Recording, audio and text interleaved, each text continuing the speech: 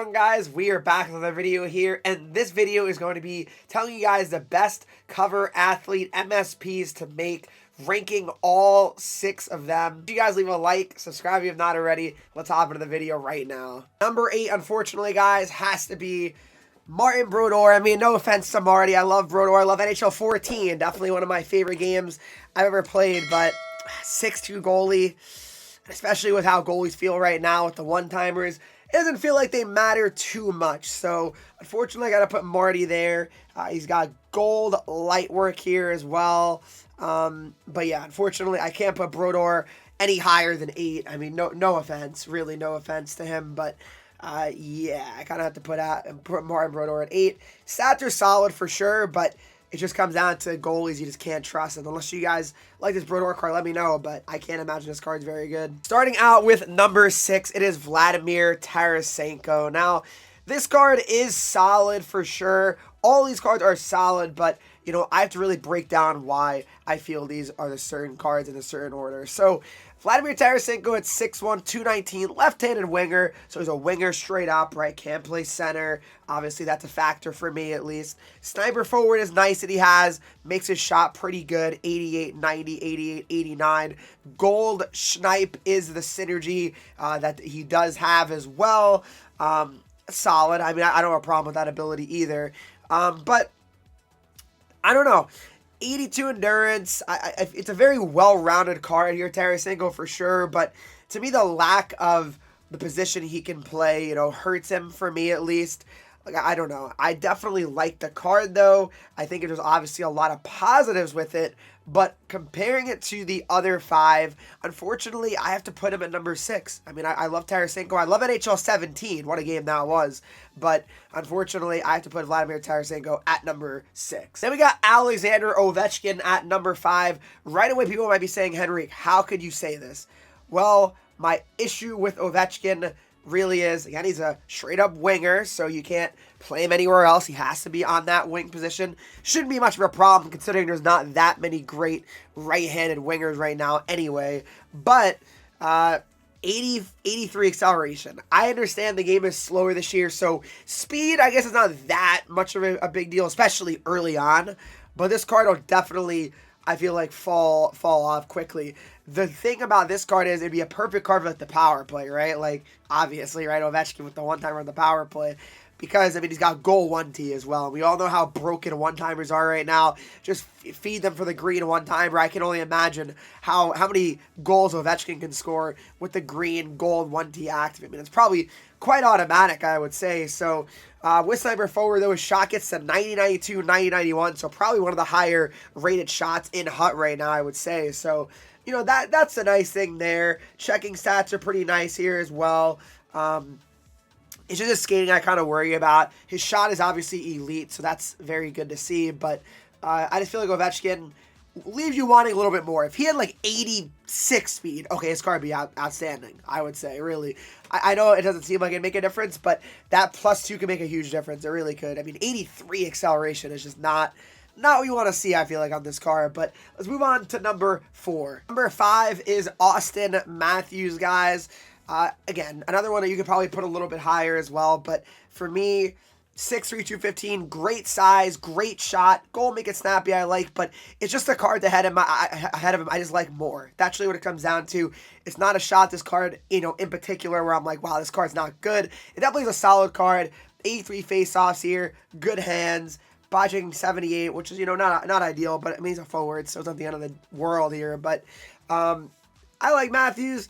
Very, very, like, well-rounded again, like a lot of these cards. But for me, 85 excel, 86 speed. If he was a little bit faster, his card would be easily the best one to make. But yeah, unfortunately, I got to put Matthews right there for now. Number 4, we got Steven Stamkos here at 6'1", 193 pounds, right-handed centerman. So there you go.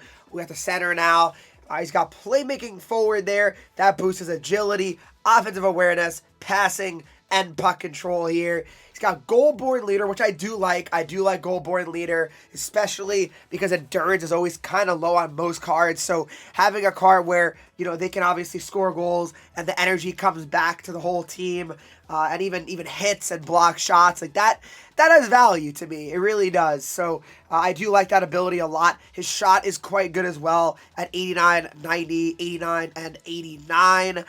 87 speed, very solid. 86 acceleration is not bad either. Great hands. What I also really like is he's got 85 faceoffs. Not too many centers in HUT right now have 85 or better faceoffs. So, I mean, that has value to me as well.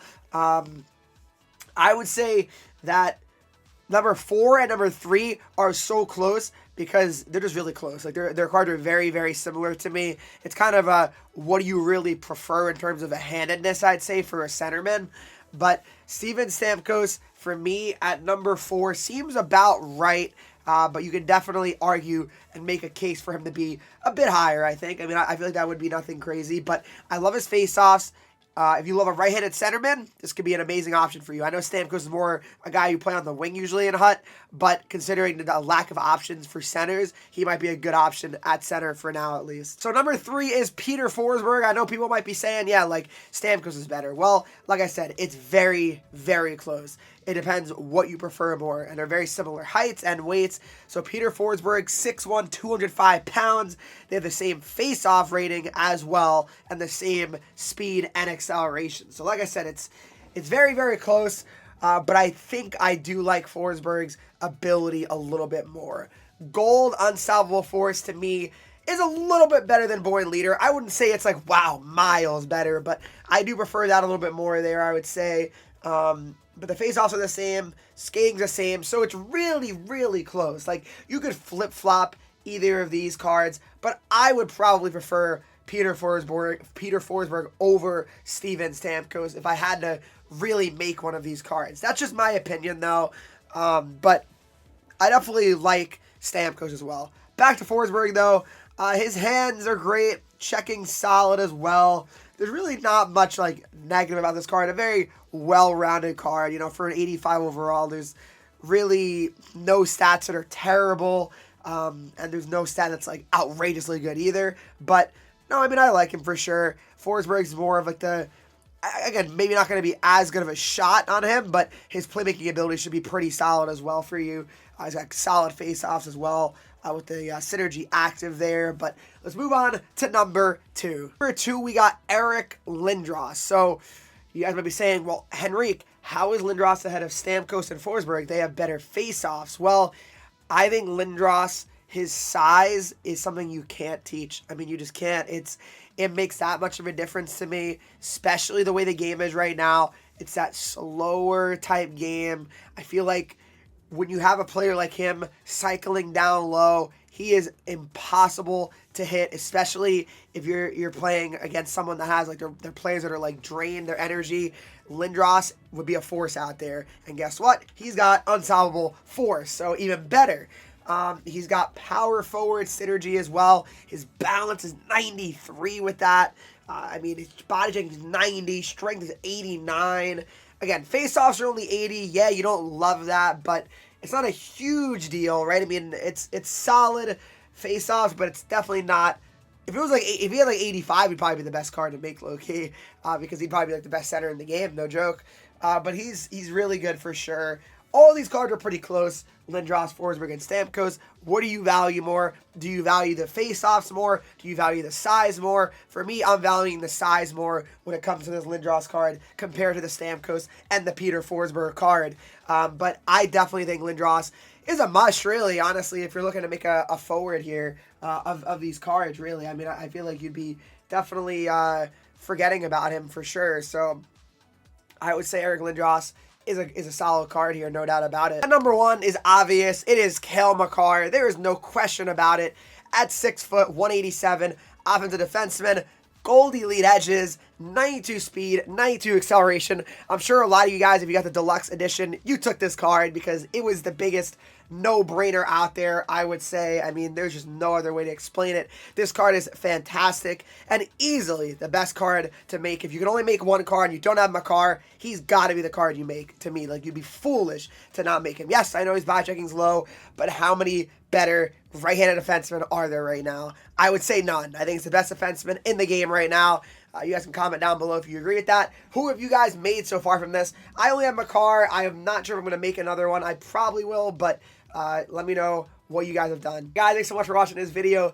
If you did enjoy it, please make sure you leave a like, subscribe if you have not already, and follow me on Twitch, Henreek. Of course, I'm live every single day. Instagram, Twitter, Henreek with 3 E's, and I'll see you guys in the next video.